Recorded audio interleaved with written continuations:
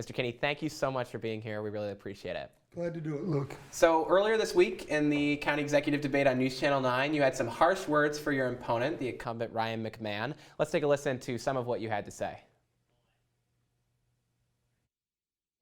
The present county executive has a habit of acting like a dictator and not working with people.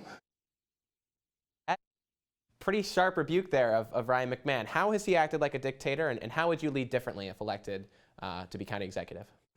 Well, he controls who you talk to, and I don't like that. I should be able to talk to anyone I want. That's one thing. And when he doesn't get his way, he acts like a child.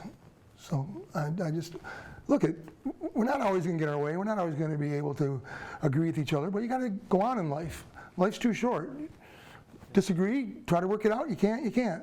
But treat people with respect. In that debate, you also said, in relation to the Micron project, that the county executive, quote, happened to be in the right place at the right time. Is it really as simple as that, or was there any work that you would credit to the county executive for bringing the Micron project here to central New York?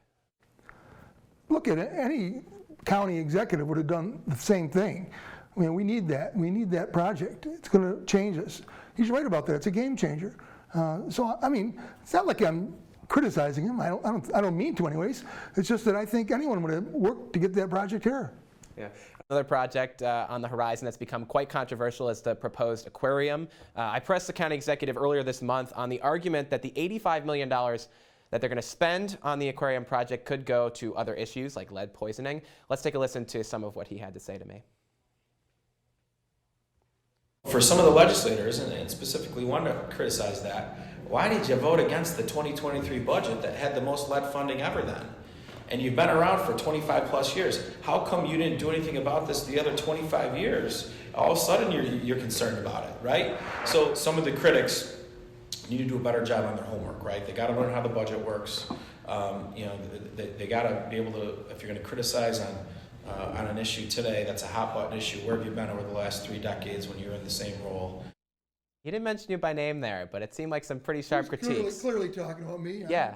How do you respond to that? How do you respond? Well, first of all, I voted against the 2023 budget because he spent $85 million on an aquarium that could have been used to help the people of this community. Plain, simple, very simple. It was a clear choice to me. As far as the other stuff about lead poisoning, I've worked behind the scenes for lead poisoning for years. As a general rule, the county has taken a no hands-on approach. He has changed that, so that's a positive for him. He's trying to help out now, and that's a good thing. But in this year's budget, 2024's budget, has $16 million for boat ramps on Onondaga Lake and $2 million for lead poisoning. To me, that's a discrepancy. He talks about how the $85 million on the aquarium is a one-time only expense, and that a lot of the things like lead poisoning are recurring yearly out of a $1.5 billion budget. What is your response to the proportionality of that? And he says you need to take an Accounting 101 class, was his comment to me. Respond to something like that. Well, everyone's entitled to their opinion. I never said I was an economist. However, I can count. Listen, the $85 million is a one-time shot, all right?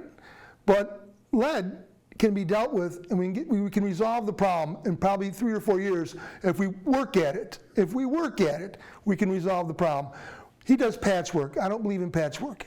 I believe in having a plan and dealing with it. The $85 million one time, he doesn't talk about maintenance costs. He doesn't talk about changing the exhibits in the fish aquarium, which we're told got to change every 4 or 5 years. He doesn't talk about any of those costs. And plus, he wants to hire an outside firm to run it, which I think is another waste of money. We ought to be able to run that in-house if we're going to do it. Yeah. Early voting starts tomorrow in the county executive race and in a whole bunch of other local elections. What's your last message in the 30 seconds we have here to voters out there that might be heading to the polls tomorrow, especially young people out there? Please go out and vote. Local elections are very important. They determine a lot of things that's going to affect you the rest of your life.